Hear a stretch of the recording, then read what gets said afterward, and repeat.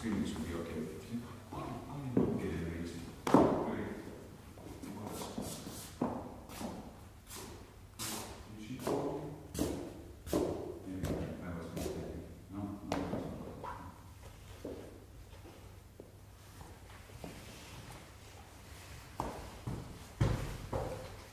So, Sydney, I think we are online now. Oh. So, welcome to our school, to the Great Music Center, and it's really a great pleasure for me to welcome you to do this masterclass, which is a kind of unusual masterclass, because normal masterclass is just like people come and play some repertoire, but here is like the theme of this masterclass is like partly daily practice routines, and then also how you prepare a piece, what kind of ways there are to practice a certain piece with maybe some difficult passages and things like that. And since you are still very young and kind of like the age difference between you and the students is just very small, so I thought that the students would benefit from this, like sharing the experience. What do you think about this? Sure. Well, thank you for having me, and I'm very excited to be here. Yeah, I can definitely talk a little bit just about daily practice routine. So, of course, I'm sure you all know scales and arpeggios, so I don't need to go over that part. Maybe just arpeggios you could show a little bit, because I feel the cello community too much play just scales, because for violin it's super difficult to play scales because the narrow intervals. Mm-hmm. But for us, the big intervals and arpeggios is actually more difficult. Yes. And it makes your hand more relaxed, I feel. Yeah, and I just used the Ivan Galamian book, and it has a list of all these arpeggios by keys. So every day, I mean, of course, because we have so much repertoire to practice, I'll just take a couple and I'll go through them slowly and really concentrating on releasing between each shift, because I feel like when we play our repertoire and we come across passages that have a lot of arpeggios, we tend to get very nervous and just approach it very quickly. So I like to really just take that time to center myself and release and slowly shift, making sure everything is in tune, of course. And I think it's a great way to really solidify your technique, because a lot of pieces actually have arpeggios. Oh, yes. And I just noticed that, especially because I've been playing a lot of violin repertoire recently, that also has a lot of arpeggios. So even just doing a few to start your day, it doesn't have to be like 30 minutes of arpeggios, but even just like 5 minutes or something to really just warm up your hands and warm the muscles, that I found to be very helpful. And the joints, yes. Yeah. I have to say your recital yesterday was one of the greatest cello recitals I ever heard in my life, and you and Valeria Ressian just played so beautifully together, Schumann Violin Sonata, Poulenc Sonata, and Le Streghe of Paganini, and there was not one moment when you needed to think about sort of cello playing part of it, that's the ultimate goal of practicing well. Mm-hmm. You practice in order to forget. You don't practice in order to sound like you think about it when you are on stage. Mm-hmm. And this is something that people maybe don't understand when they are young. Mm-hmm. They're afraid maybe that they will get a bit too tight or nerdy on stage if they practice too well and organized. Then I would also like to point out that, like I said, you are like still very close to the age of the students here, that when I studied, I feel always I learned from my student colleagues as much as from the teachers. Definitely. To be honest, I think you see them on daily basis, you hang out with them, you practice with them.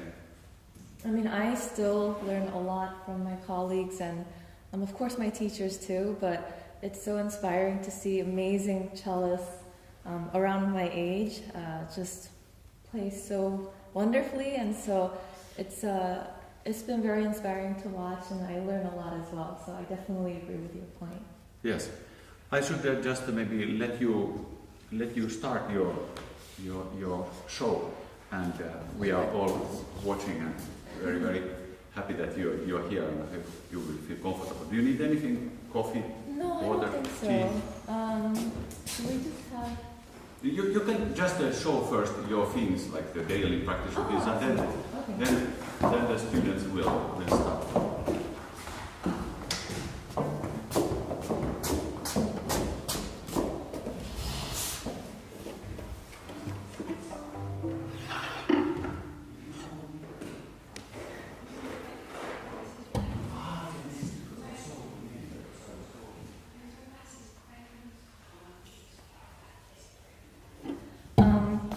So actually in terms of just practice routine, normally, so after some arpeggios, something that I've been working on also is just vibrato. So I'll do a very simple vibrato exercise where I'll have the metronome clicking at 90 and I will have oscillations of 2, then 3, then 4, then 6. So I do that just to warm up my left hand, and I really try to find the center of my weight in my finger and just in my arm and my back so that the vibrato is really anchored. And also when I practice different oscillations, I'm able to really practice having different speeds because of course when we play our repertoire we want to have a palette of different vibrato speeds. We don't want to always use our default. So, I mean, I don't have my metronome with me, but it'll look something like this.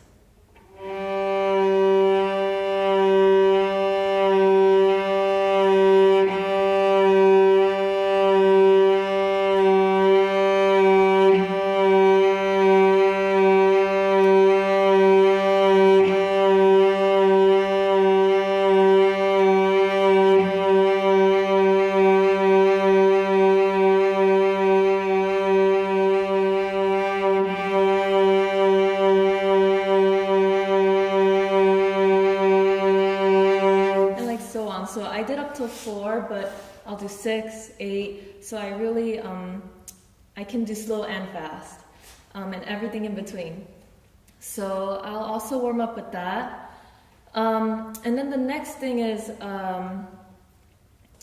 you know, I wanted to find a way where I can practice these kinds of exercises, but still implement them in my repertoire. So what I would do is pick out the places in my repertoire that maybe I don't feel as secure about and that I need a little bit more work in. And I'll really pull them out from the piece and I'll spend maybe about 10-15 minutes just drilling them very slowly. So for example, like in the Paganini that I played yesterday, there's one part that terrifies me a lot, and so I would just do it very, very slowly, like.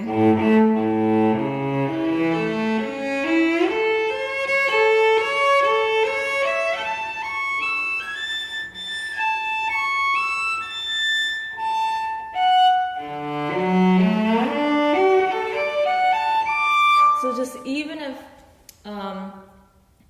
I would just go through that slowly, and if I miss something, then I'll start from a couple notes before it and, you know, practice getting to that, because a lot of times it's not just the note that we miss, it's also getting to there that was the trouble spot. So I'll just pick a couple of trouble spots for me and I'll repeat it slowly, you know, I'll do different variations. So there's like dotted rhythm, there's like groupings, like sprints, like a bunch of different ways to approach practicing very technical passages. So I'll take more of those kinds of passages and separate them and drill those for kind of like my warm-up routine.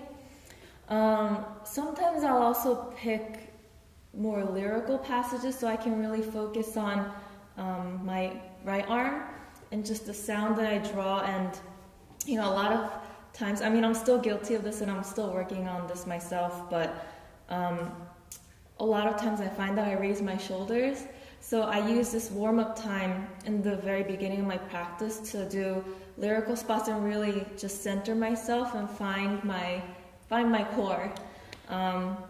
So that when I approach them, like those kinds of passages in my performance, I remember what that felt like, and I can return to that kind of center. Because I definitely feel like when we're under pressure and we're performing, it's very hard to find that. So that's another way I kind of start my practice routine, and it benefits the performance as well. So I would say those are a couple of my ways that I approach starting my practice. Yes, I think there's maybe somebody with a question here. Pekka, looks like you want to just ask something. Anything you want to ask from Paganini or practice or something? Well, maybe I have some questions when I come play for you this piece. Sure. I don't know if I have any questions or not. Okay, good.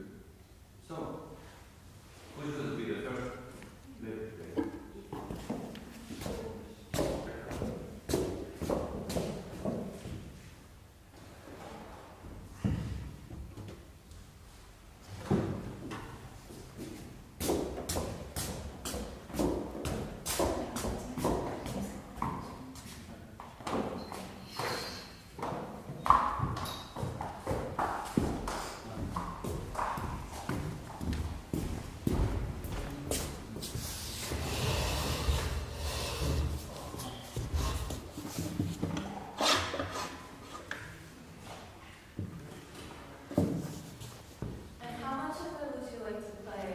First movement. Okay, great.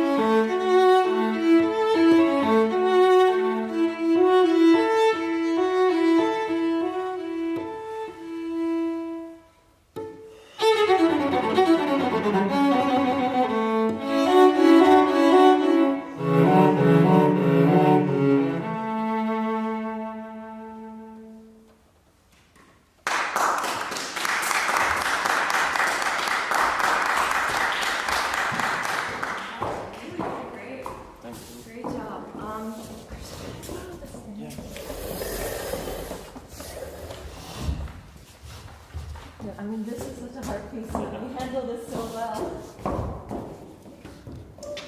I've actually never played this piece, but I've heard it, so it's a really, really great piece. And I guess I want to start by first asking you if you have any questions, because I remember when you were sitting there, you said you did. So there are some places I just need to get. Let me just show you. Yeah. So it's these.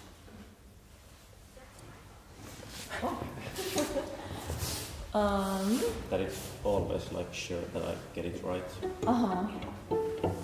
And yeah, maybe it's just. Can you show me that part slowly so I can see?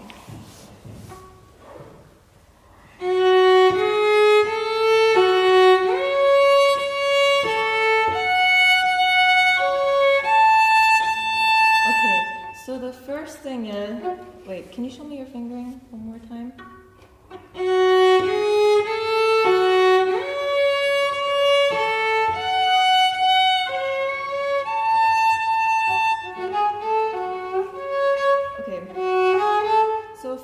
You want to be in a very comfortable part of the bow.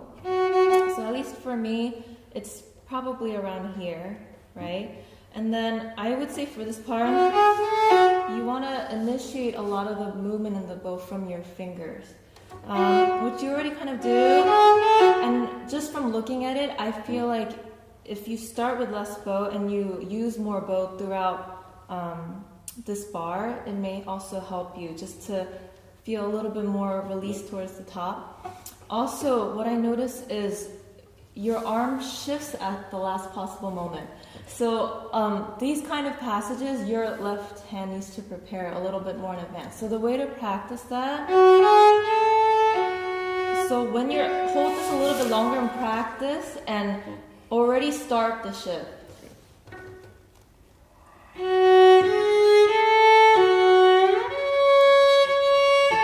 So I see. So.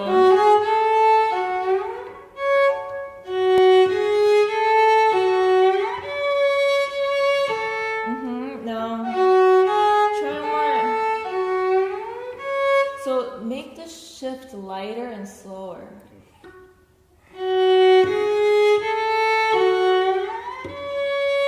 That was better. Try it one more time.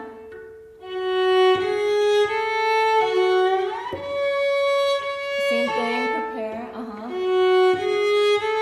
Shift.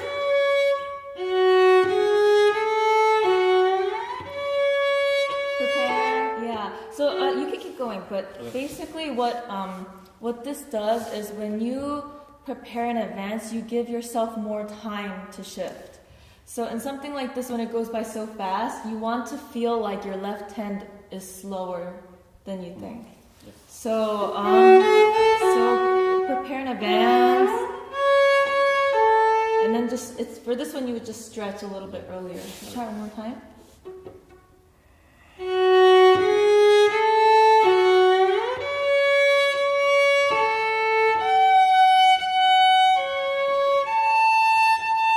Try one more time from getting to the F sharp.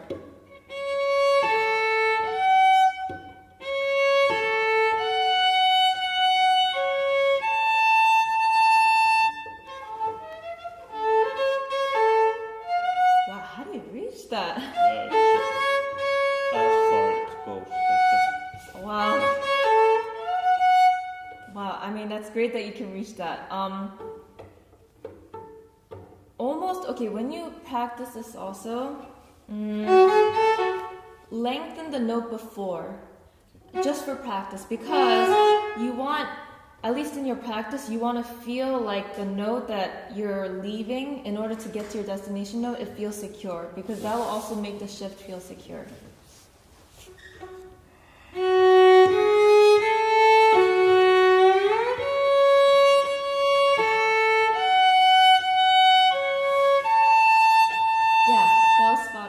Okay, now try a little bit faster, and this time just focus on the bow. So you want to,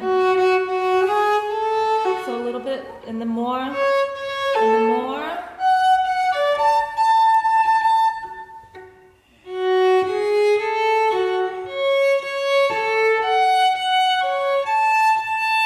Yeah, and what that naturally does is it brings your bow a little bit closer to the bridge as you get higher, which is what you want. Great. Can you just try from In tempo? Yeah, let's try it. Focus, and this time focus on your bow. Don't think as much about your left hand.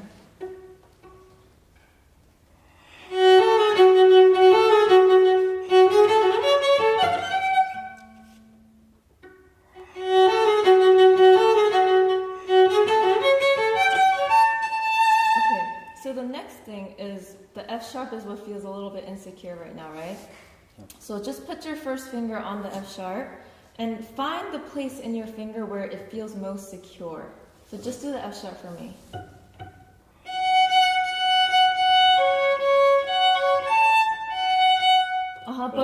But then when you go to the other notes, you buckle it, right? Yeah.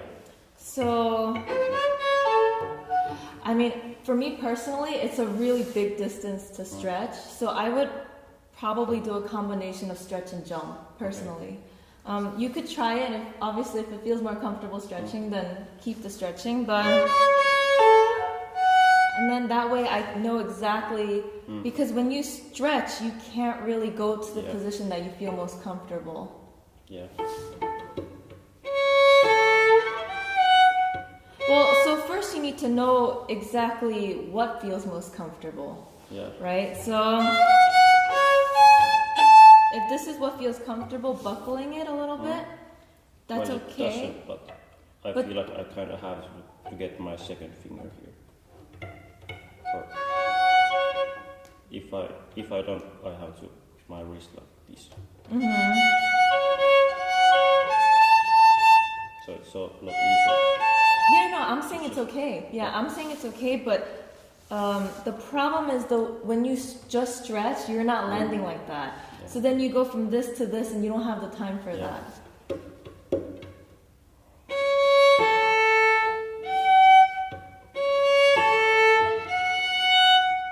So what Yeah. do I do? So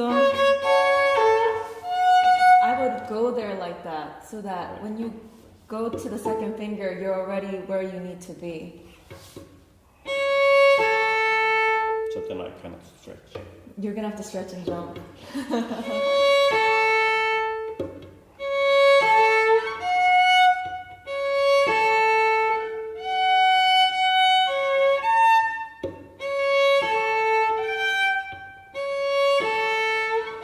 Yeah, I mean, also the reason why I probably wouldn't prefer stretching is because you have no anchor point to get to that note.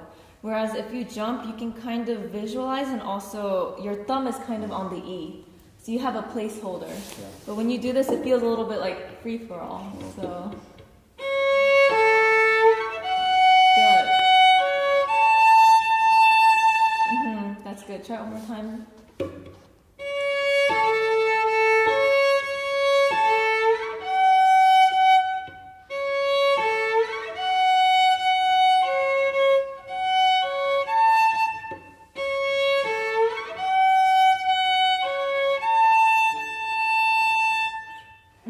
Okay, so now after you did that, what did you not like?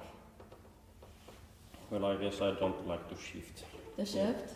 Yeah.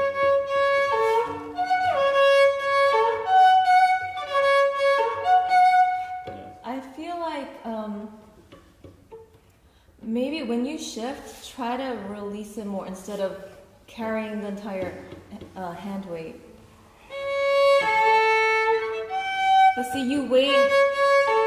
Oh, and then I go, but it's you're going.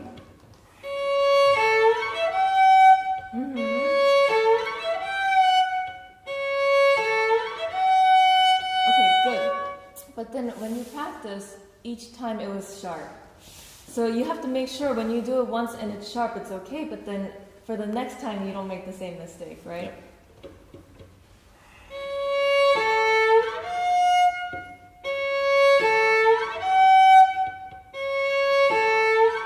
And actually for this one, it may be good to practice the note after also, since you have to be in that position. Good.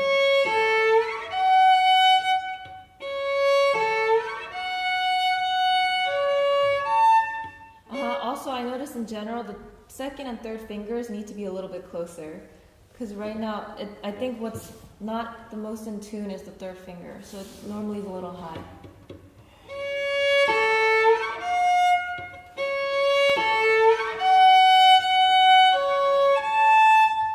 So, I mean, you get the idea for that one. Is there another trouble But I spot? just last 2 months of these as well. But we don't have to do them because. I mean, they're very similar, yeah. So, I mean, these are basically a lot of your left hand needs to leave a little bit earlier so that you have more time to shift. Yeah. That's What about basically- when you practice and you normally have like? Okay, show me this one. So when I play it, I have this. But should I practice with like pressing the note all the way down? I mean, if you're not doing it in performance, I don't think this one you need to. Okay. Yeah.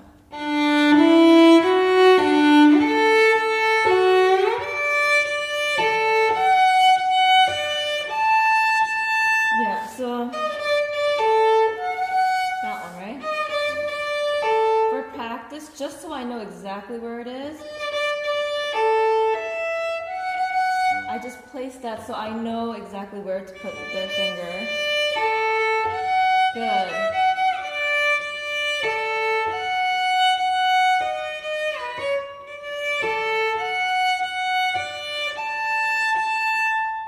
Good.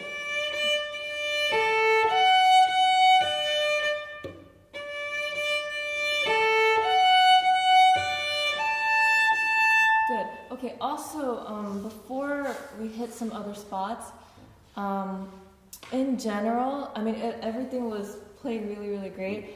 I just think the mood that you set for the two sections, like the first and then after the double bar, has to be different. So how is it different for you? Well, I guess after the double bar it would be more like warm. Exactly. I mean, because I think A major, I mean, it's very open, right? So I think you could show more of that by also, for me, it just felt very closed overall. So even from the very beginning, like, I have not played this piece, so I apologize, but they're kind of open, right? And then, because also then you tell the audience that you're feeling that it's a very open key, right? Yeah. But it felt a little bit, right, a little bit. Yeah. And then when you get to the double bar, I think you can, in your approach to it, you can bring out that warmth that you're talking about a little bit more. Yeah. It felt too similar character-wise. Yeah. Okay, can you actually just start from the very beginning? Actually, before we do that, are there any other spots? Maybe not. Okay, let's start from the beginning.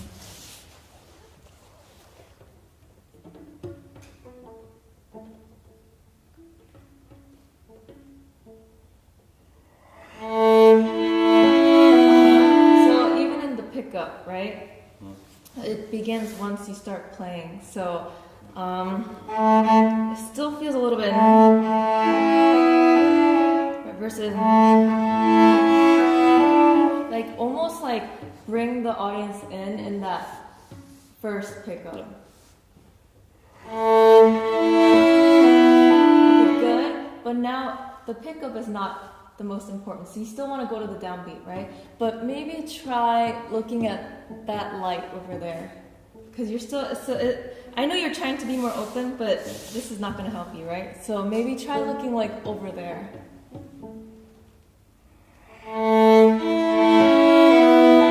Okay, now, if we think that the pickup is not the most important, right?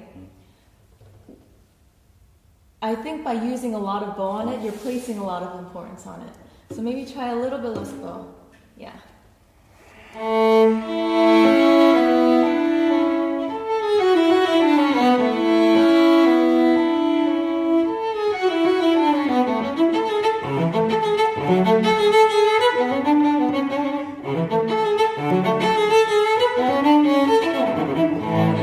it's great, but it happens.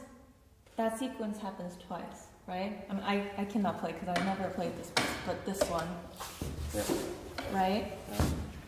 But it sounds a little bit too similar, but I don't think that's what you want. So what do you want?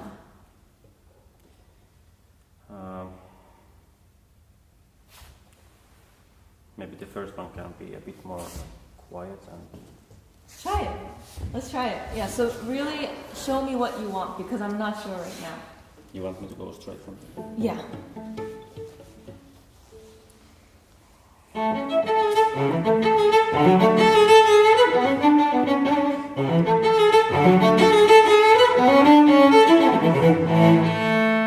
Okay, start from the bar before because you also have to get into that.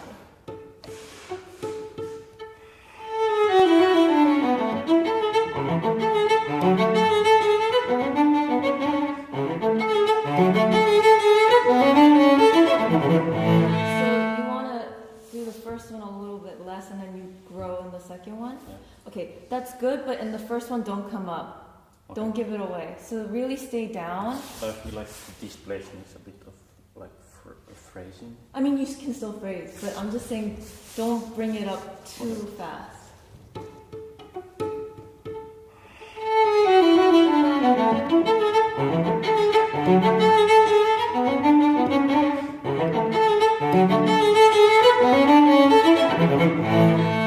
Yeah, also, I noticed you use your fourth finger in this part. So when I was seeing you earlier, I think you can bring your arm around a little bit sooner so that it's not flat.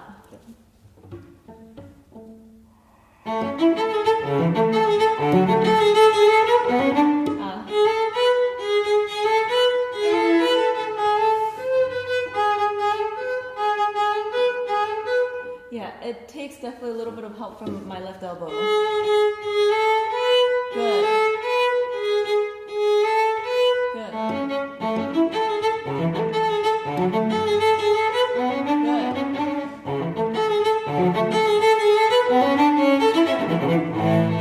Yeah, also this that you just did the arpeggio here, I feel like it's more of a gesture. It's not like each note is so important.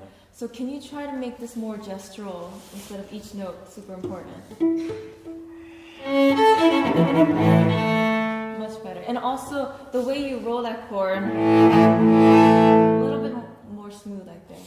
So it's still part of, that chord is part of this gesture. Yeah, I have trouble like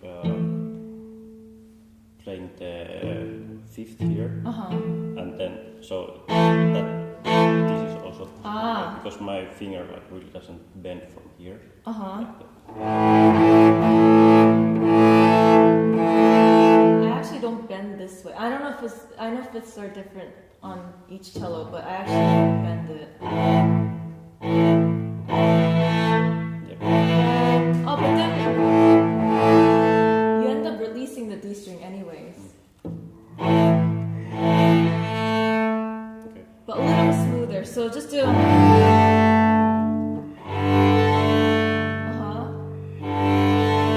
put your left hand and just do the same motion. But do you see how it breaks more once you put your left hand?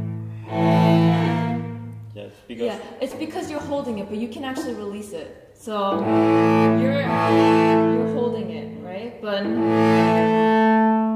I actually don't really even play much of the D string.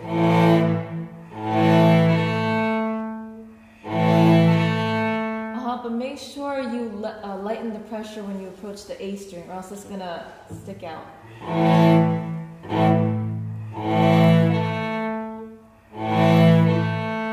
That's better, yeah. So do the gesture right before.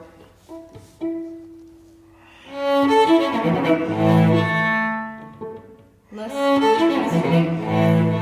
Good. Keep going.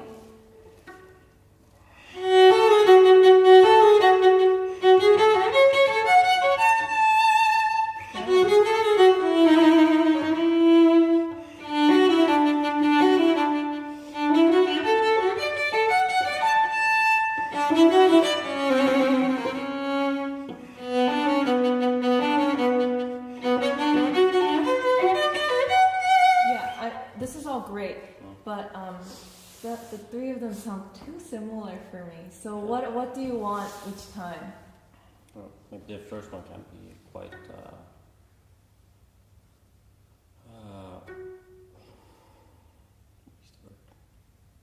like very fresh and this shining thing, and the second one is a bit more like I don't know the words. It's okay.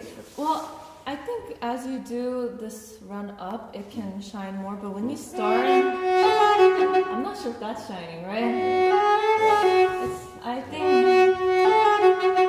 think character-wise, you have to show that it's changed because you go from like A major, right? But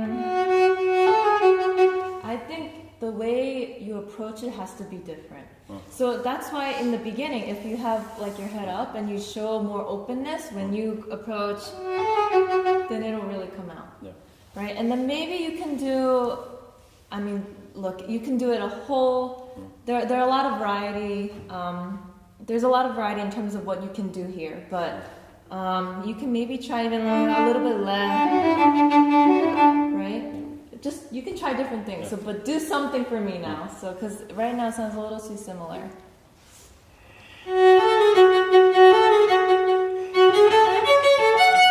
Yeah, so on that, it's good, but you use less bow in the beginning, but you use the same amount for the entire thing. More.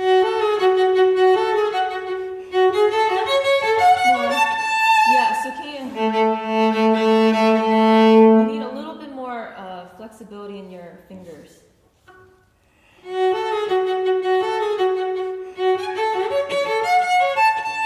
Yeah, so and that was really much better, but as you get to the top, lighten the pressure a little bit.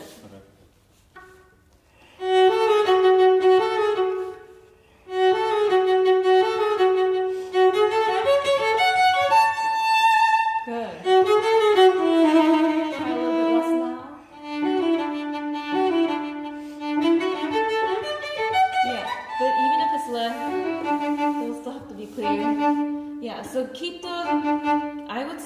actually initiate it more with my fingers because that way I have more control.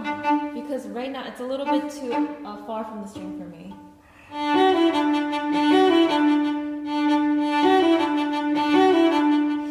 good. But between the second, it goes between the second and third, it's not quite even.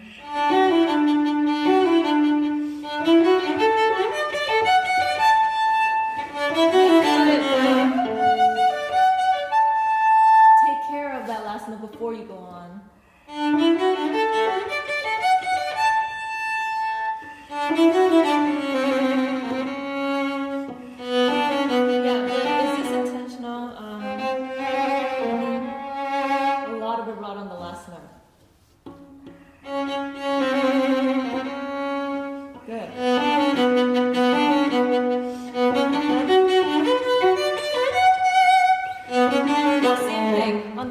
You sing it beautifully at the beginning of the note, but then the end gets chopped off. It doesn't have to be longer. It's just the way you approach the end of the note. You have to think about how you exactly want to end it.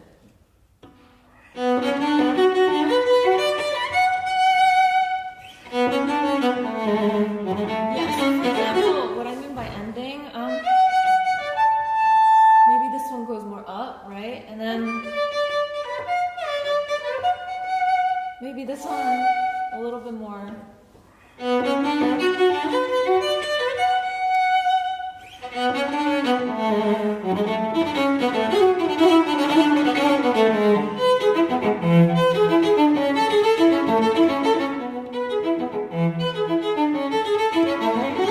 Okay, great. So it repeats twice. So what do you want to do differently? Because also the way you're phrasing it is exactly the same twice. Well, yeah, the first one is strong and the second one is less, but I don't know how to phrase. So in terms of, so you kind of group it so that it's up until this downbeat, and then you start another phrase, right? And then I just feel like maybe one of them, you don't have to put so much pause in between. Just maybe make it more continuous. Let's just hear what it would sound like. Yeah,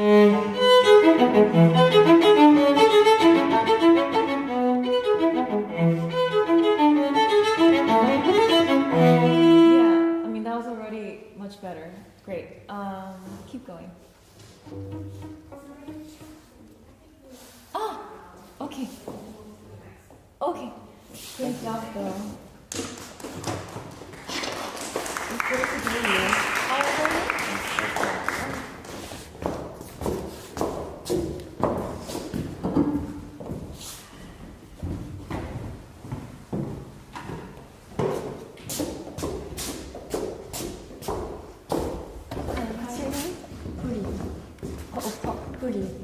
Yes. Okay, good. Nice to meet you. Yes. Is it possible to, at least skip the piano score? Of course. Because I can. Oh, actually, then do you want to just use this one? Okay, I can use this okay. one. Yeah. And which movement are you? The third. Okay, great.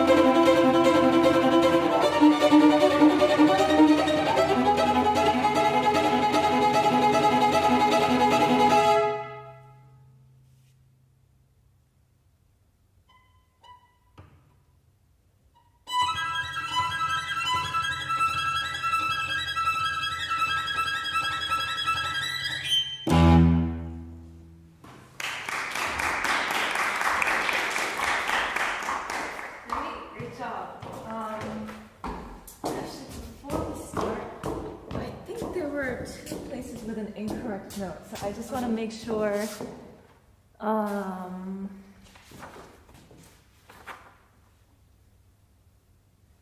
Start this part. There was a part where you played, I think, a G natural, and I just want to make sure. Oh wait, no, it was starting from This one? yeah. That one. I'm pretty sure it's a G flat. Yeah. So that's one. Okay. The next one. Where is it? The 421.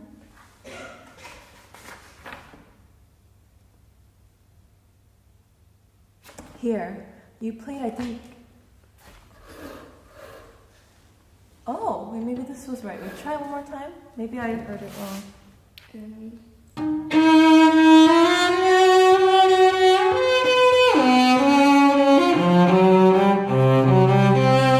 Oh, you're right. Okay, that's fine. That's fine.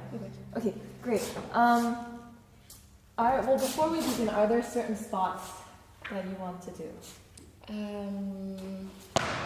Or should we just start from the beginning? I think you can start from the beginning. Okay, great. Can we? So for the beginning, for me, it was very well played, but I just feel like there was a little bit of a tendency to start the note and then vibrate, start the note and then vibrate, right? Which, what that does is that it breaks the line. Okay. That's the first thing. Second thing, I'm not sure where you want to go with your phrases, so we should define the phrasing for that.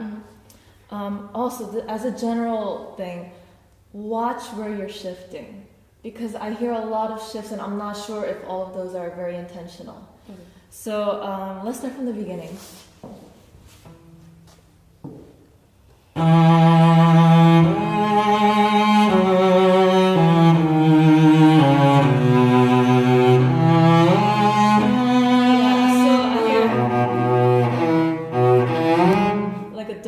So maybe not this one.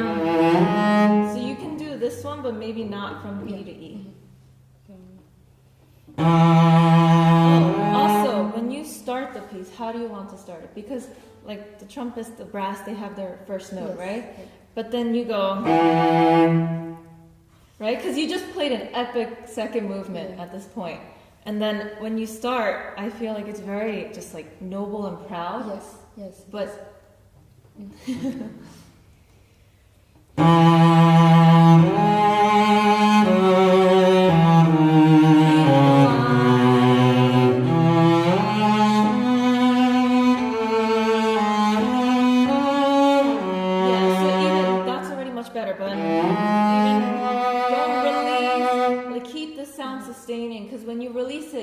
the sound. So on all your down bows, in this beginning part, really sustain from frog to tip. Okay.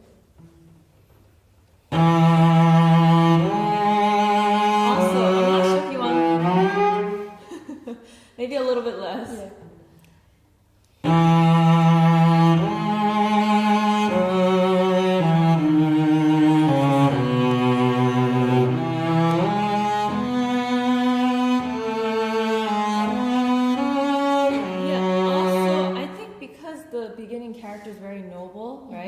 I think you don't need to use such little bow. Really take time on those quarter notes. Good. Can you just start from here?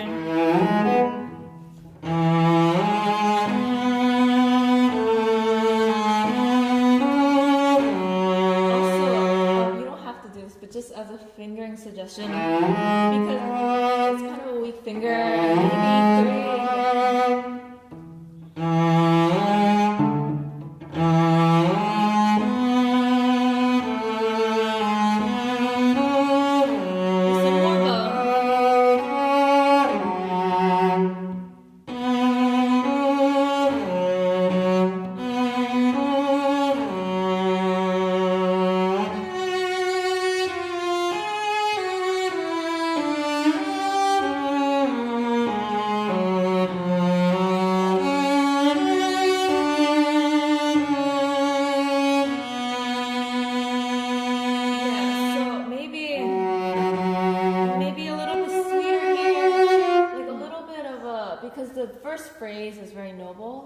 Start this one, maybe a little bit sweeter.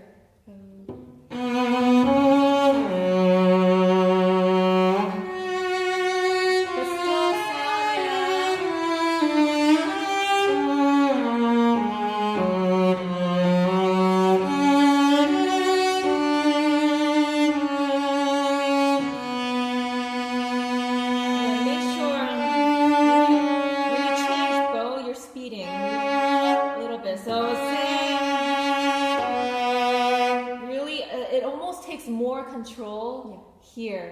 So really consistent. Also, when you vibrate, maybe try not to have your pinky curled and out. Yeah, try to keep all your fingers closer together so that it's more balanced. Because when you do, I think because this part needs a little bit of a heftier vibrato, right? Versus, yeah. What if you tried slanting it a little bit back? Because so when you vibrate very square, you're only limited to this range, right? But when you vibrate from a little bit back, you have all the way from back to here. So try a little bit slanted. But these two fingers, don't keep them so high up. Keep them closer.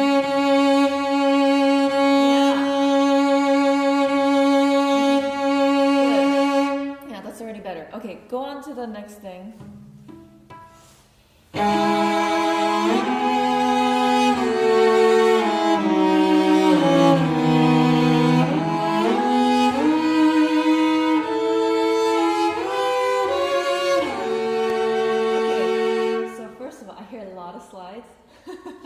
So because it's the same melody as the beginning, right?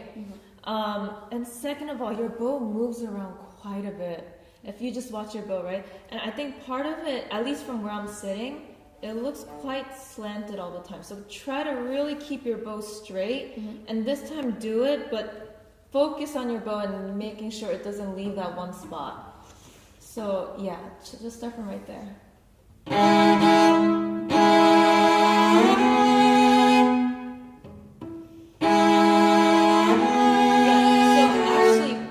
Sitting, it looks like you pull back a little bit. Okay. So when you pull back, naturally the bow's going to move. Yeah. So if you want to keep it, you should almost pull horizontally and then out. Yeah. So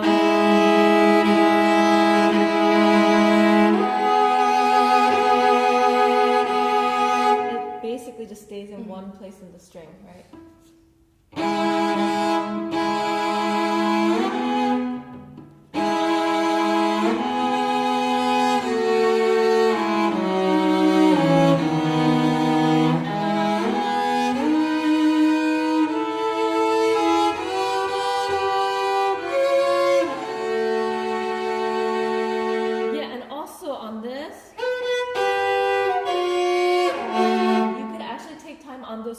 Because they're just holding a note. Yeah. So I think to give this kind of grand opening, don't rush it. You're rushing it rushing meaning it's too much in tempo. Okay. But I think in the beginning, of course, you in certain place you want to move, right?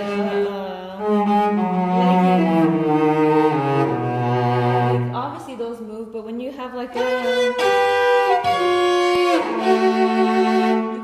afford to take a little bit more time on those. Okay. Great. Okay, let's start on the vivace, but in general, it felt a little bit too fast because you have to remember what's behind you, right? They have the melody. Yes.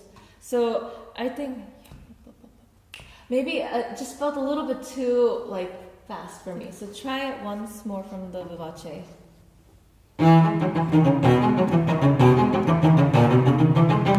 Okay, good. But is that the stroke that you want? Because I feel like it shouldn't be very light and because I think for this part it's it's still they have what you just had, right? So the accompaniment that you play has to support that character. So try a little bit. It can still come off, but maybe not, right? Right?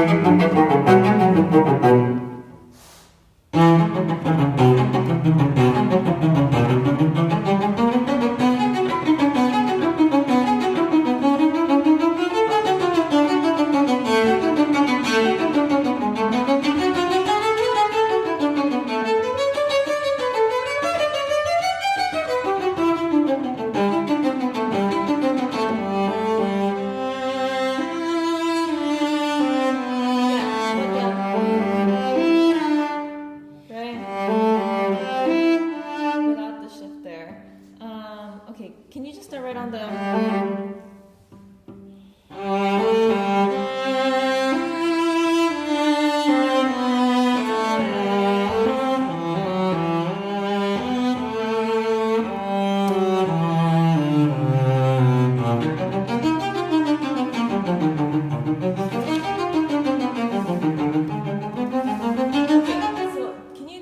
For me this time. It's great, but I think you need to exaggerate the shapings in this a little bit more. So try it once a little bit under and show me what you would like to do in terms of shaping.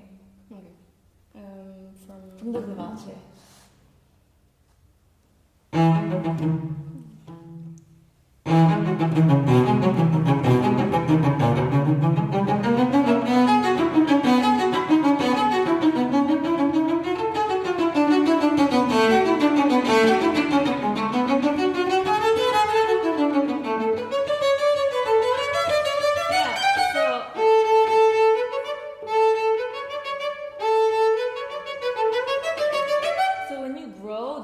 Lengthen the stroke, but when you start, then you can do a little bit shorter.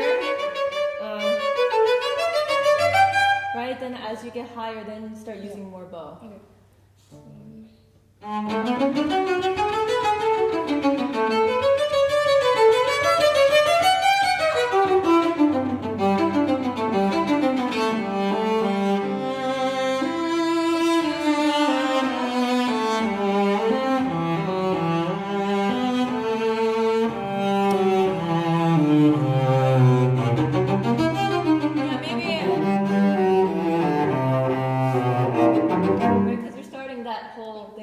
So maybe you can show that a little bit more. Yeah, just start from the.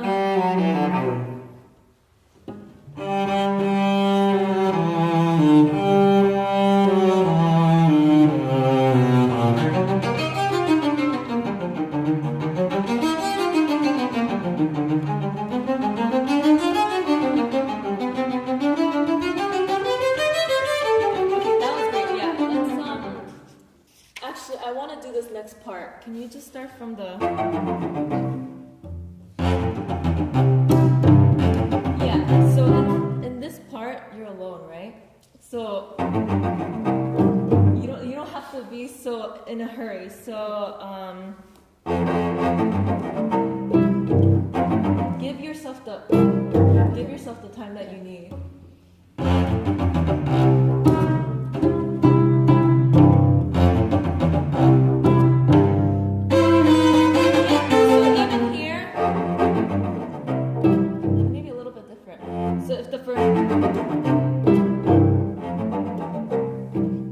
Maybe try a little bit of something different, and then that really comes out, right?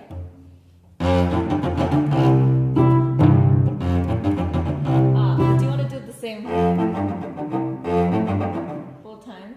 No, because there is no accent the second time. So yeah. So maybe you don't want to do it there.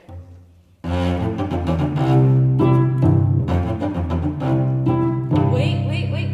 Yeah. So you're already in such a rush. Let the sound complete itself and then start the next thing.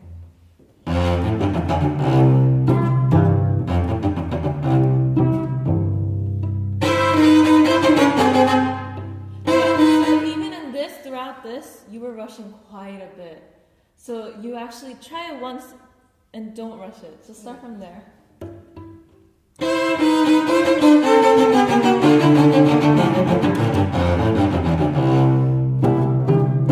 Yeah, so even there's a line, right? So I need to see that. So maybe like a smaller, bigger.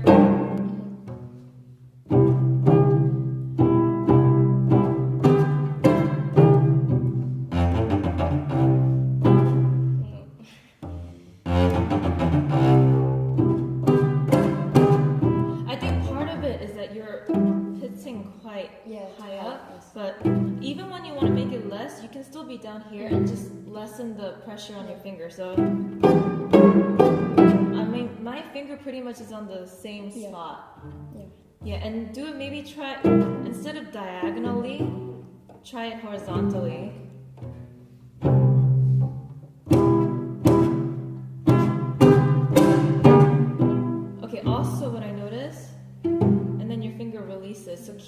bit tighter, like not tighter, like not so like flexible. Actually, this one has the finger should be a little bit more stiff,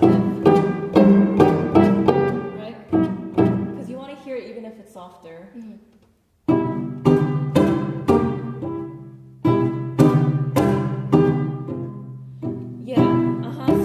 So when you go, and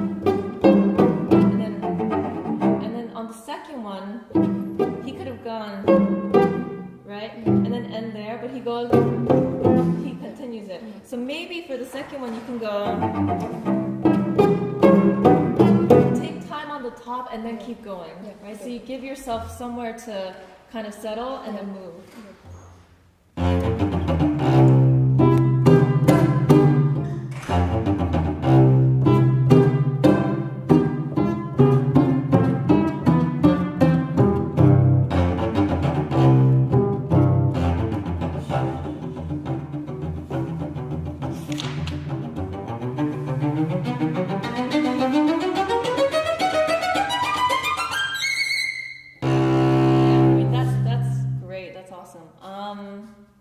You don't need to do that again. Can you just start from the next thing for me? For these pizzas, can you show me how you're doing them? It's with your first? Okay. Yes. So the problem is, right, out of all our 4 fingers, the first, besides the pinky, the first finger is not that much stronger. And also what I find with first finger, the pitch sound becomes very skinny, right? So it's either, I would recommend either that, but actually for me what I like better is thumb. Because I feel like this sounds really dead to me. So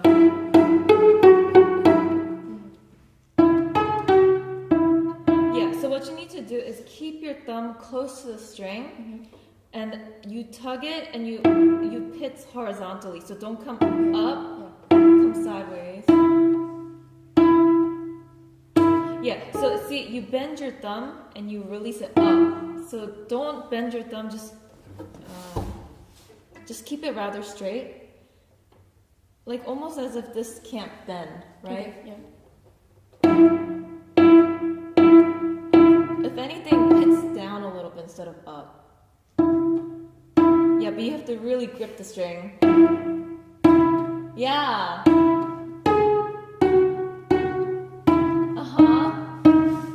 It's a little bit more of like manual work, but I think it makes the pitches come alive a lot more. Yeah.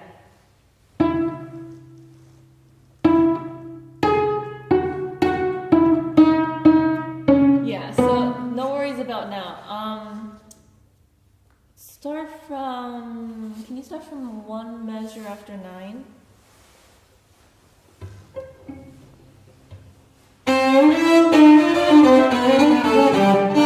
Okay, so you're rushing through that also. But you don't need to hurry through that. Okay. Also, how are you practicing this part?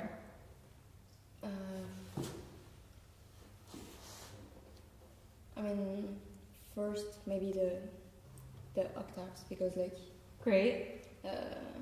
Just to have clearly the position where to be. Yes. And then after we have the resonance that is adding to the octave.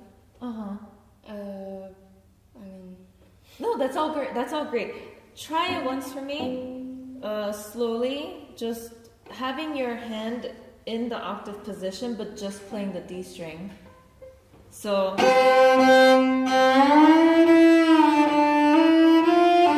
just the D string notes.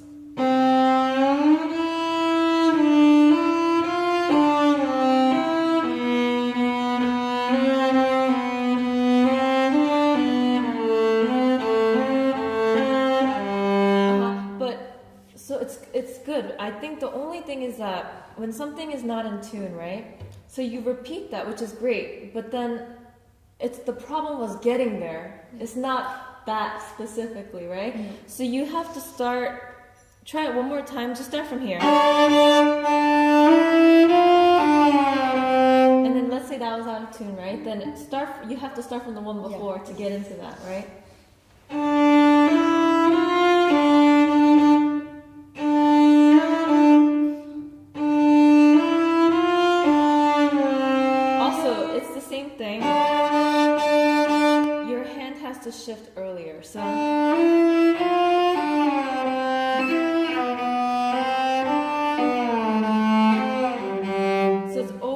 almost like in slow motion, it's many circles. Okay.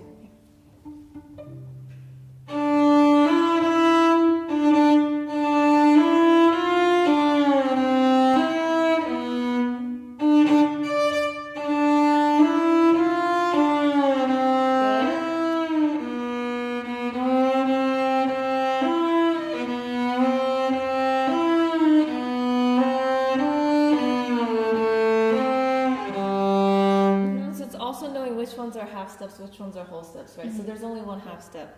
So, good. So can you try now, just show me the octaves. Even here, instead of that.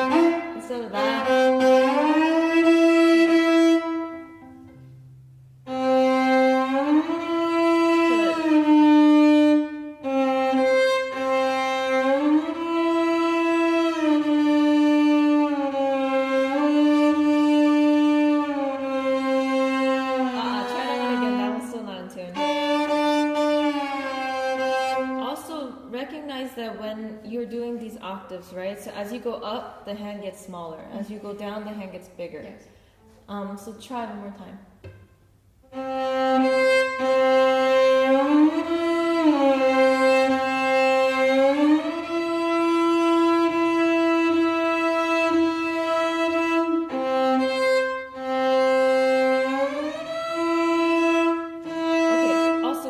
Octaves in general, you want to put more of your bow weight into the D string. Yes.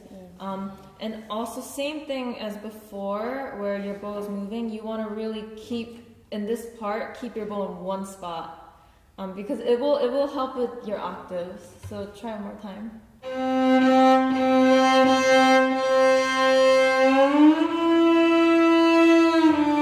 your bow closer to the bridge.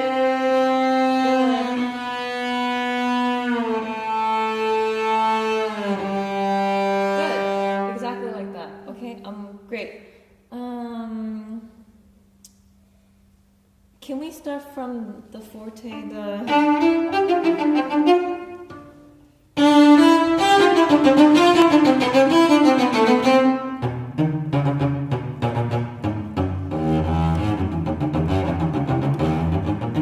I think at the piano one.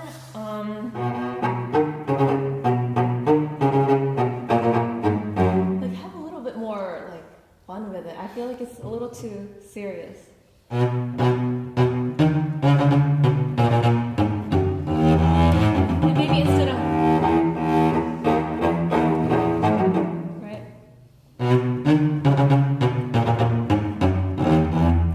Maybe like not so complicated.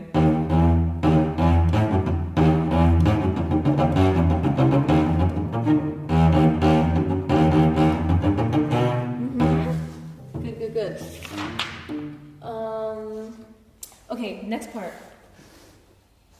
Okay, so this is the first time we see him incorporate that kind of gliss. Like he writes there. I think you can do more of it. Right? Instead of yeah, I think what's interesting about this movement, it's very I mean, it's so different from the previous movements, right? And I think in character, you want to bring that out more. It feels a little bit too much the same, right? So, start this section one more time. Make it a little bit like, I don't know, like mischievous, or think of something besides just, right? Yeah, so you want to bring out not as like so it's not that, but it's the slide that you want to bring out more. So try it one more time. Yeah, so don't rush that.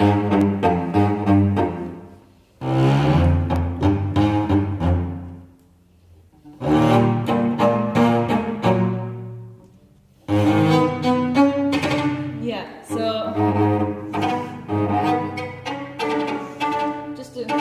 I would do it at the upper half of your bow and hold your bow quite a bit. So you don't want to have a loose bow hold there. You want to. So you know what? Try it here. Okay. Yeah. Yeah, in order to do, you're a little bit.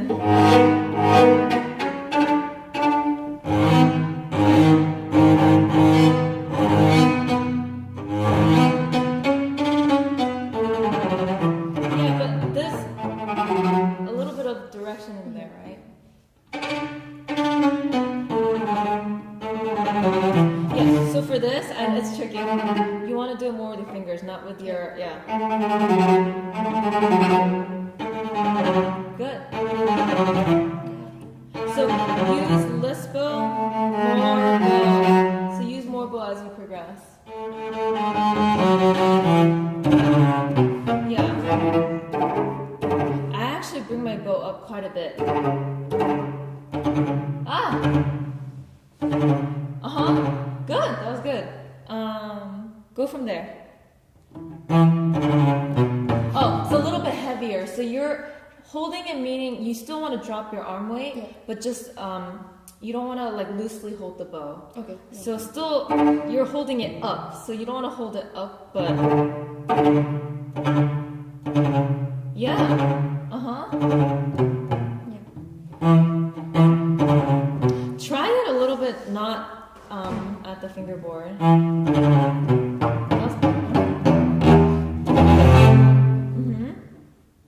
Oh, the harmonics were fun. I think just for the harmonics, try to keep it in the upper half. Yeah. Okay. Good. Can you start from this?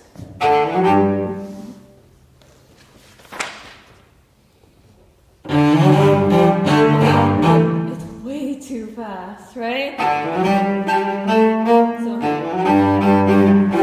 oh god, I don't remember. Like you don't have to, Rush. yeah, storm through it. A little bit more held.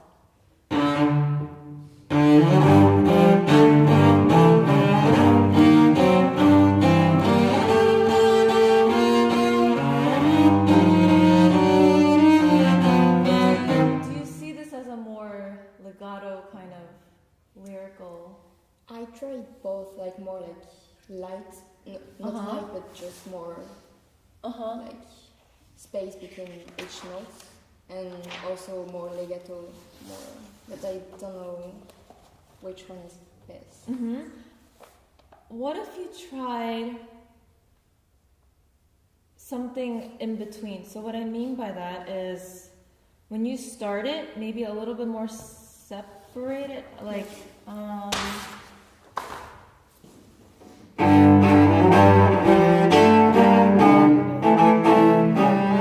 right, and then when you go starting from there, maybe then you could try a little bit less separated, and then when you go, then you can go back to that. Yeah, maybe.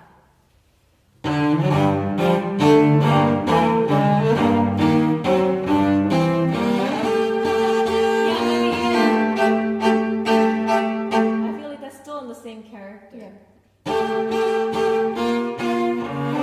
Yeah, also take your time on those shifts.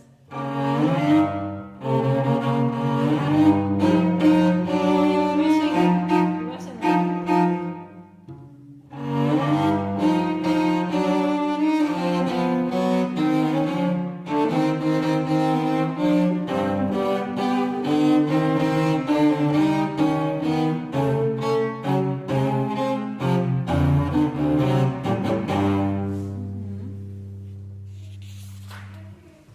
Oh, okay. Okay. Go to the river. Of course. And here's your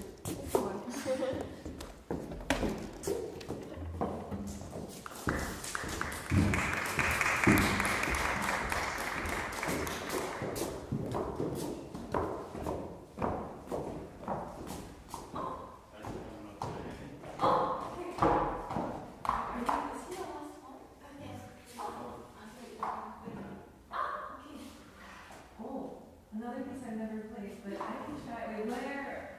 Just the first. Just the first one? Ah, okay.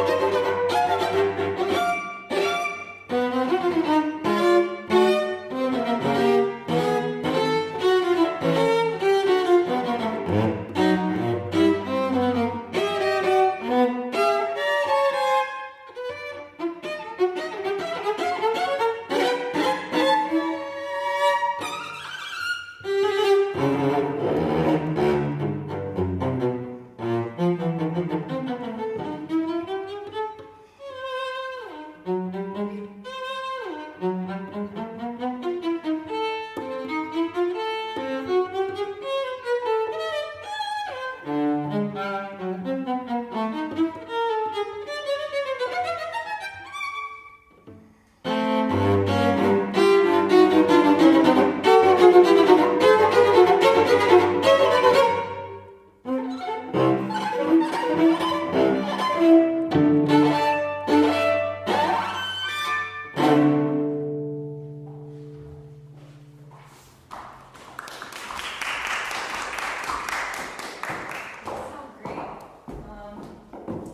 never played this, but I think I did notice a few things. Yeah.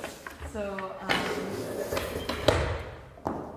I think in general you can actually exaggerate a lot of the markings. So I'll point out some. Did you use a mute in the beginning? Okay, great. Start from the very beginning.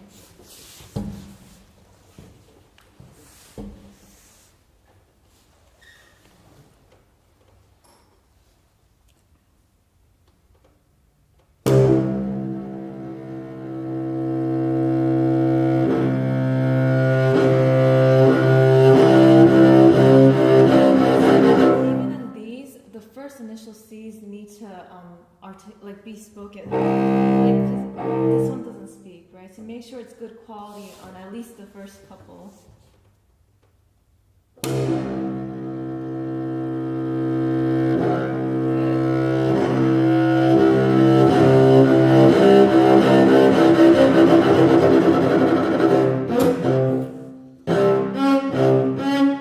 Yeah, I feel like even with the tremolos, you can go a little bit more.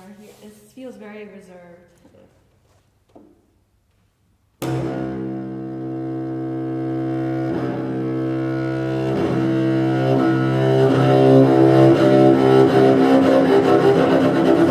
do you make it less reserved? I think you're starting out great, but I think you can use a lot more bow as you get louder.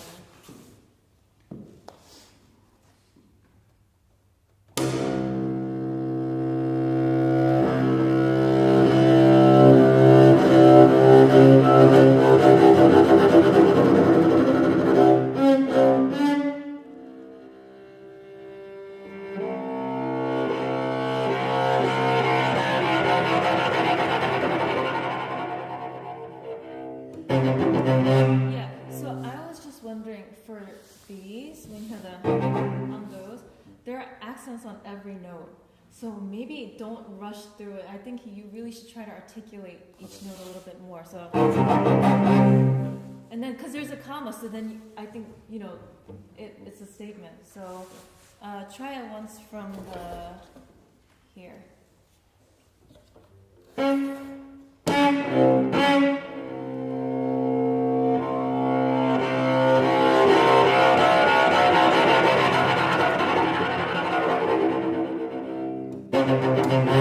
No, like a little bit more each note is stated, because right now it feels like they run a little bit.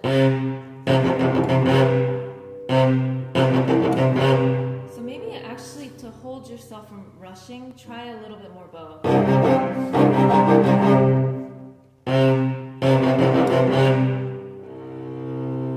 Yeah, but I think you can use the comma to your advantage. So, and because it's piano subi, right? So you have to let the sound finish before starting.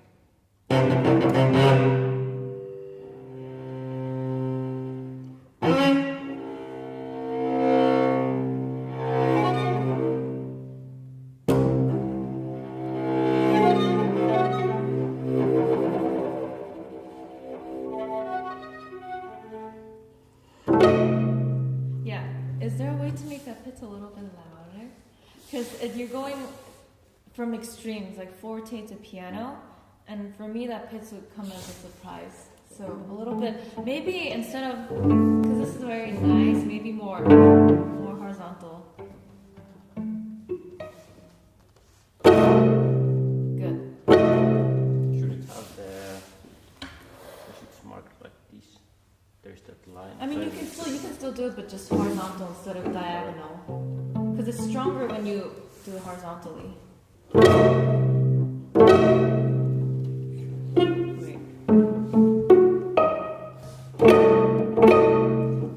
Okay, go to the top, but hits horizontal and down instead of diagonal and down. So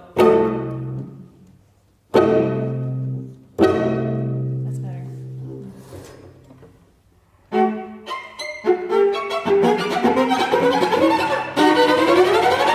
Yeah, so I think you can do the stringendo even more. Like go crazy.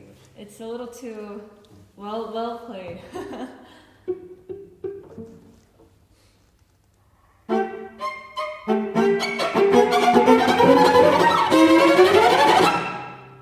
Yeah, can you, I think even in the stringendo, you can go push the bow a little bit closer to the bridge and then really exaggerate the glitch.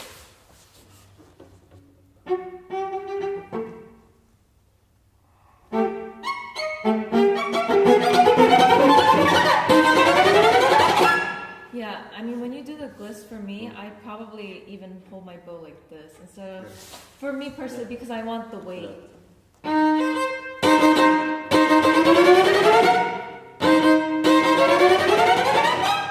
Yeah,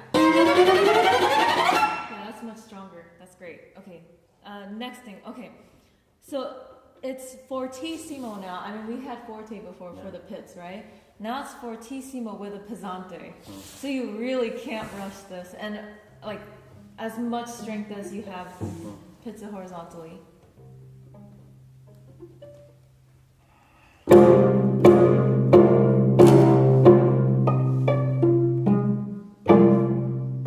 you want more, obviously more on there, but maybe try a little bit further down.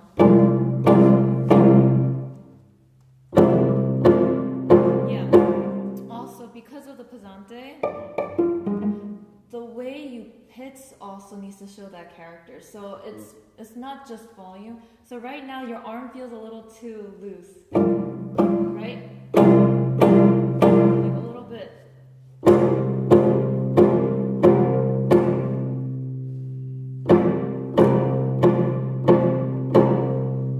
Good. So what's tricky about this too, sometimes I hear the C string more and sometimes I hear the upper, so really the same.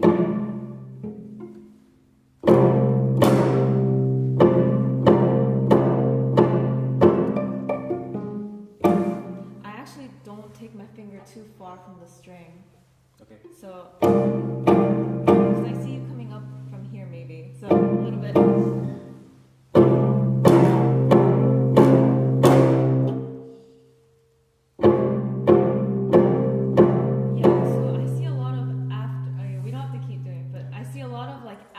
Motion in the pit. So it's like this and then you move all the way out here. But what if you're like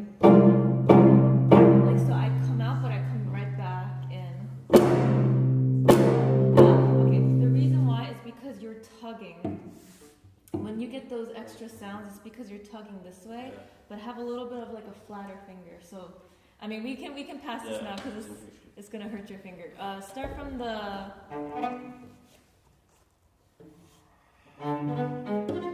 yeah, so for me, it's like you have these pizzas, right? And then you have a rest.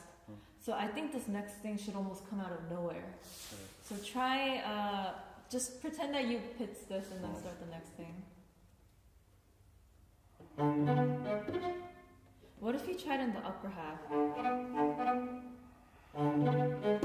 Yeah, it gives more of that like distant feel. Okay, it's good. Do you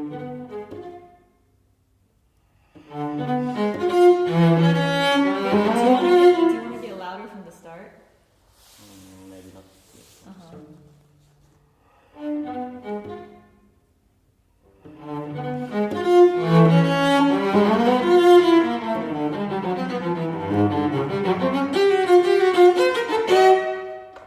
Yeah, I think at the top of that, don't rush. I think you can really state this. I mean, I'm not going to play it, but on these three, really don't rush those.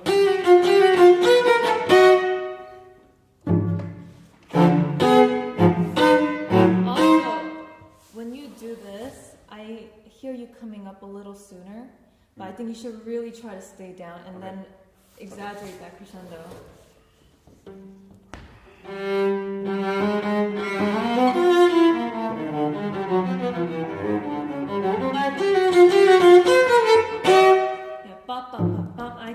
think you're.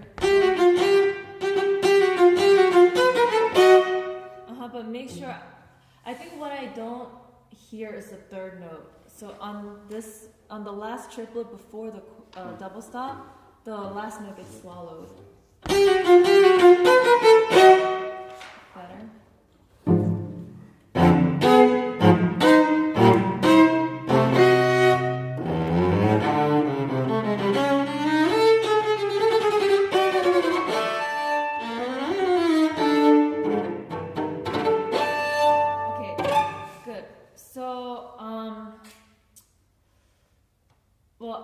The pits, I eventually want. Yeah. I know, totally. When you do this, I think you could bring out that like bassy kind of sound a little bit more. Also, maybe you can play around a little bit with timing on this. So, I mean, let's see. What if you tried it like you progressive, like maybe you start out like, and then like build it. Let's just see what that would sound like. Yeah, so, I mean, it's a forte.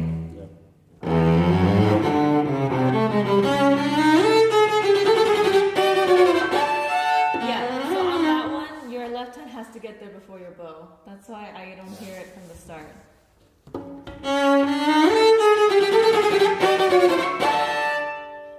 Also, make sure your bow's at a place where the harmonic will speak. So, as you do this part, your bow should get closer to the bridge.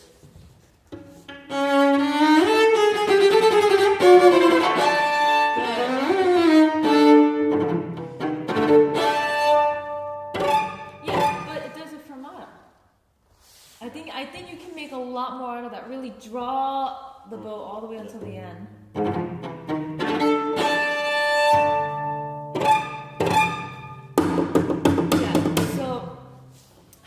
You can even take a little bit of time in between because there's a fermata and then a rest and then this, right? And I think this is quite interesting. So right now it just feels too much. You finish this, you go on to the next thing, then the next, right? So take a little bit more time. Hold this as long as you can. Take a little bit, like breathe, and then do this next thing.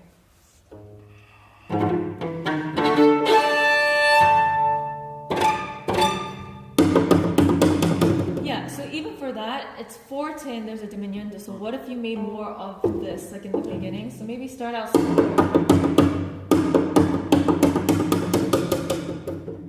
Great, yeah, that's great. Okay, skip the pits and do the next thing.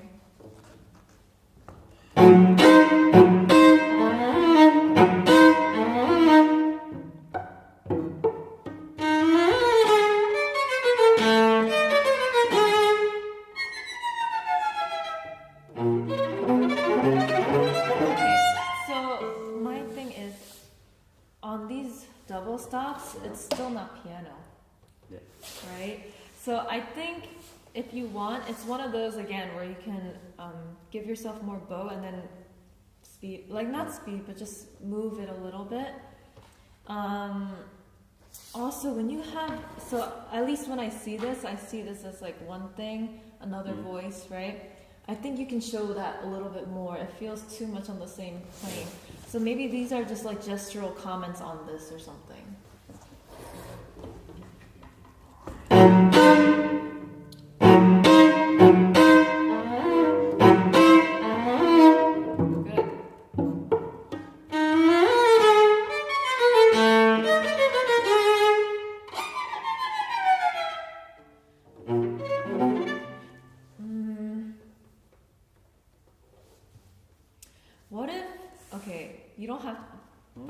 You don't have to take this. What if you split the bow so that it's more forte? Because I think if you try to do it all in one bow, it's just going to sound too soft because we need the piano here. So what if you started down bow and then in the middle of it switch to up bow? Is that possible?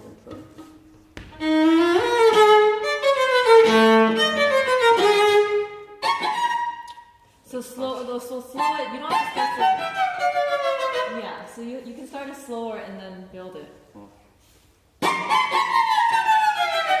Yeah, because then also you can really start forte, because it's very hard to start forte here, right? Yeah. Good. Okay, just start from the top of this. Yeah, so really keep the contact. You're losing contact after the first double stop. Oh, yeah, and from the down bow, lead the stroke from the end of your hand, and then the up bow, lead it from the front of your hand.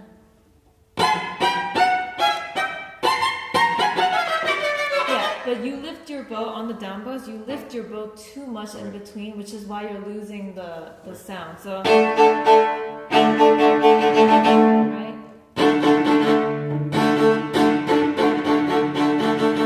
Yeah, watch your bow. Keep it really on the string.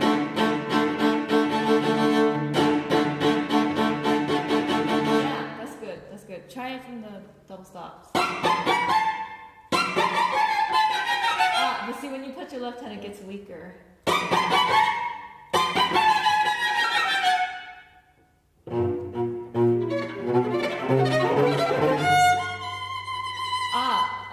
Okay, but it goes to forte on that note, but you diminuendo.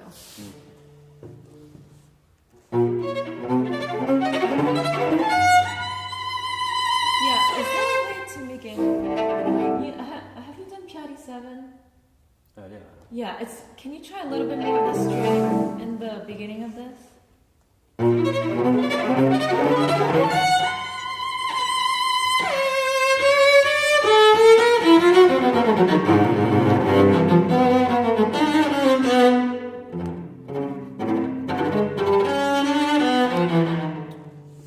can't remember it, sorry.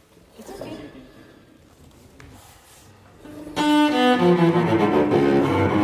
Yeah, I think on those, I think you can actually lengthen them more, because he doesn't notate.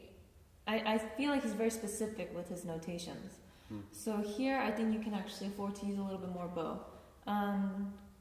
Overall, sounds great though. Can we start from here?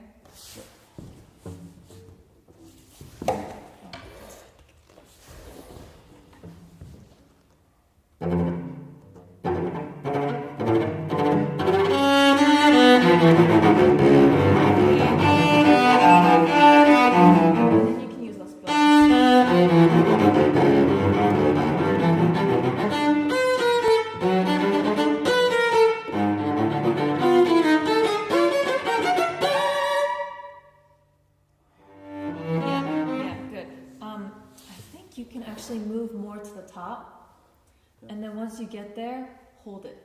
You have the comma there again.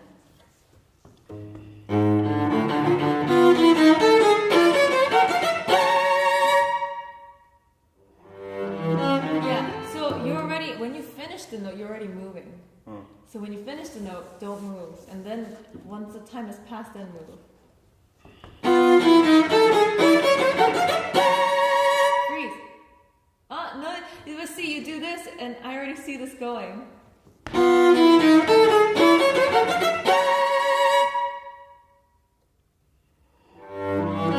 so you did that, and it was good, but you can even do more. I think it'd be more effective if you wait a little longer. I'm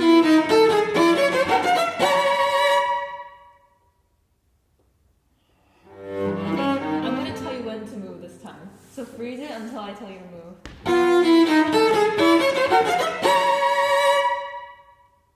Now move.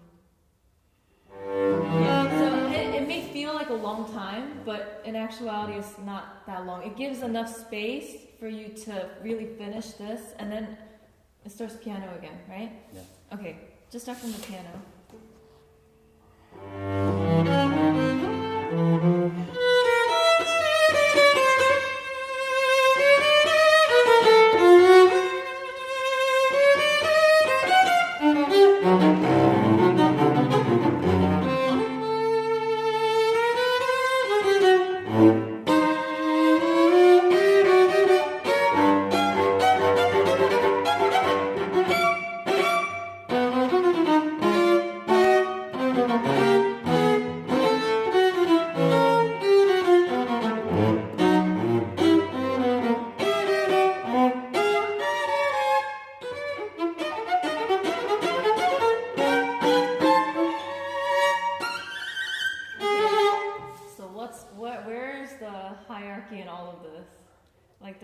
where do you want to go with this?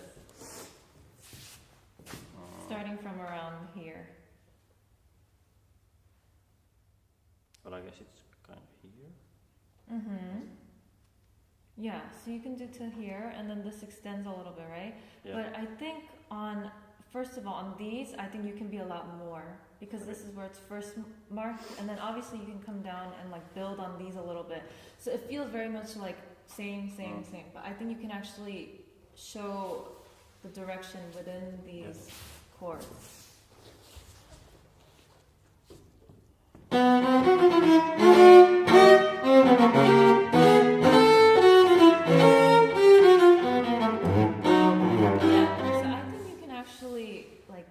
Out more. I feel like you make this like a passing thing. So sit on it a little bit more. Same place.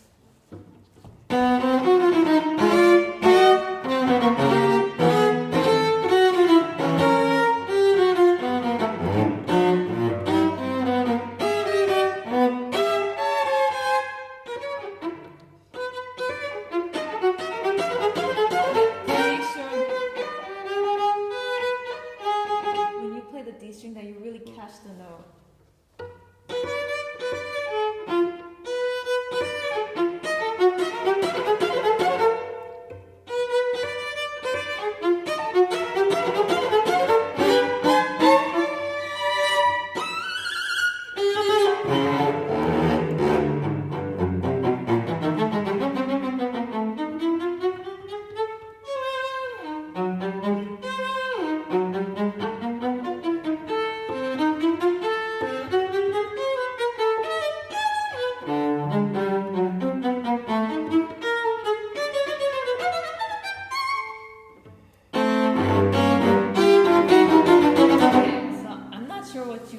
Starting from here.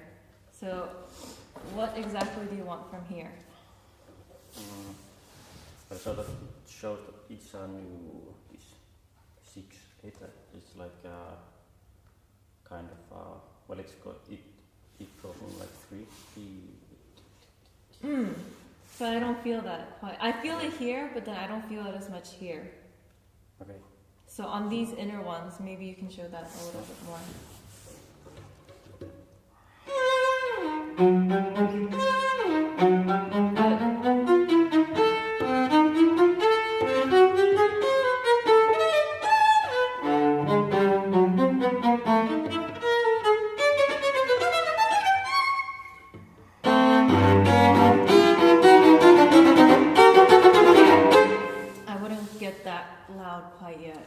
You have to pace yourself a little bit. Yeah. Also, what if you tried, like, within piano context, what if you tried like a small diminuendo on this?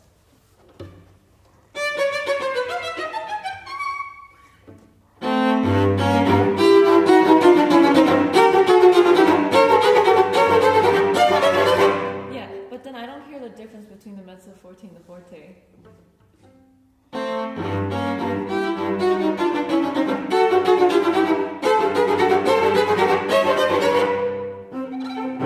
But what if you tried not breaking after? So you know how there are 3 sets of 4. So maybe what if you tried not breaking in between each? Just try it once straight through.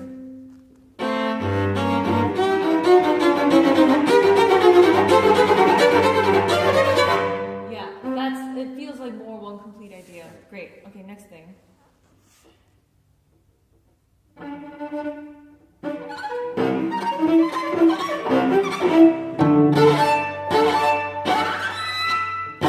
Okay, wait. Try it once more from here and then getting into here.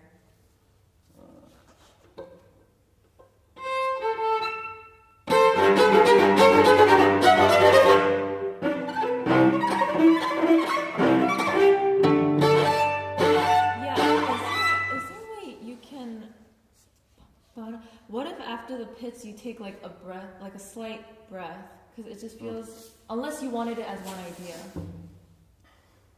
What did you want there?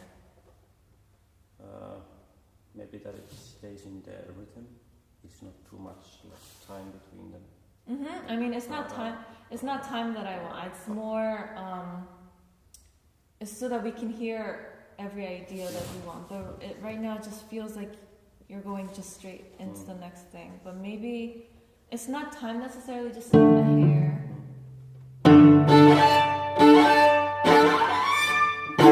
Yeah, so make sure you really hit that and keep your hand there before taking it How off. can I practice it?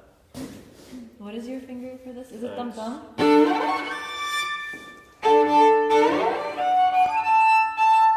Wait, is that it? No.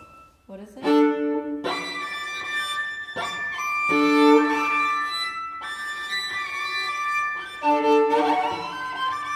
Oh, that is quite tricky. I mean, I feel like that one is really just, you just gotta slide it slow. Just take your time sliding and make sure you push the bow as close to the bridge at that point. Yeah. Yeah. Also, make sure, it almost feels like you're moving your hand when you get there, but keep it in that one spot. Because you're going, I think you're moving forward because I hear the pitch above. Good.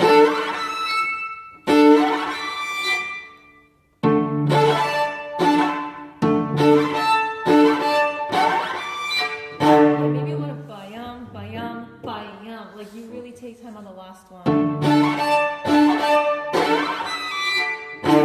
Yeah, so I think if you take time, it sounds like musical, but it also, it really does buy you time to land there. And also on the last thing, like play, it's fortissimo and hold it. Because I don't think it's like that kind of ending, right? I feel like there's too much motion though after. Unless that's what you want. Yeah, like that kind of ending. Yeah. Great! It sounds really great though.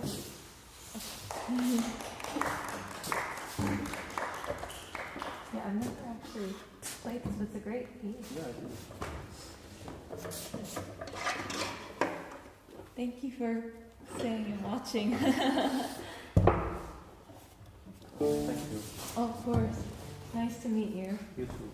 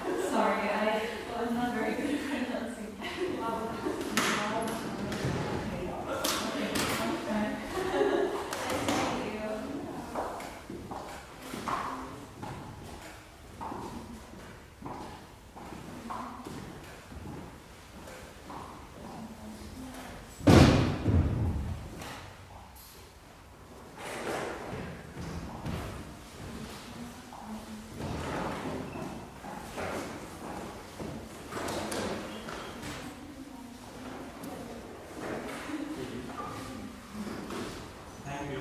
Of course.